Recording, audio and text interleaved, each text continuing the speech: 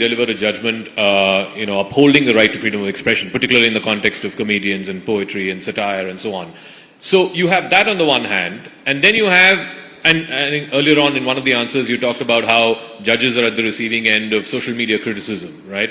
And you have been a victim of that as well. One day you're celebrated as a poster boy of liberalism, the other day you're criticized because somebody didn't like a judgment that you wrote.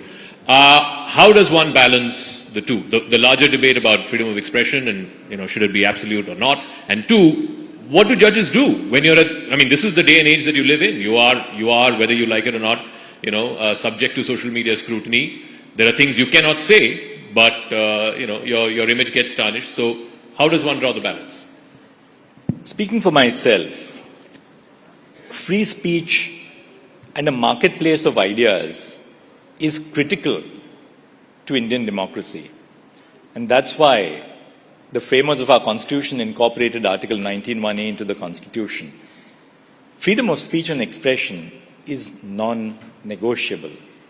And that's why we are here today on this platform, because our society, our Constitution allows for this discourse. Now, when you have discourse, that discourse is not going to be as civilized as, say, the discourse in a rational forum.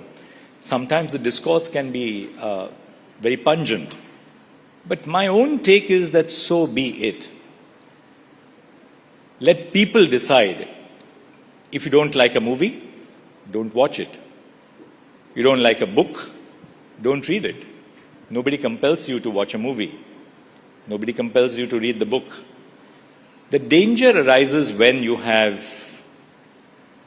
prior censorship. And that is the danger to the freedom of speech and expression, which you had, for instance, in the emergency. But having said that, we have robust law. We have robust law in India which deals with issues such as obscenity, defamation, causing hatred between religious groups or religious communities.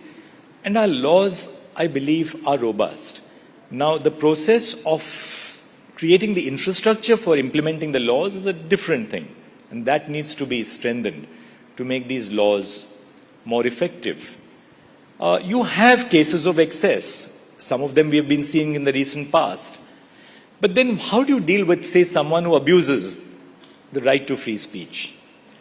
I think that is more vexed. And my take is that allow the existing law to deal with these cases if there's a breach of law. Let's not get unduly sensitive about someone who says something which is perhaps not appropriate. And speaking for judges, what should they do for all the criticism which they have to encounter? Should I tell you my genuine answer? Yes, please. The answer is perhaps a little, it's symbolic. Judges just need to use the gym more often and to have a better workout. Why? You must have robust shoulders. Ladies and gentlemen, former Chief Justice of India, D.Y. Chandrachud. Thank you very much, sir, for joining us on Rising Bharat. Thank you.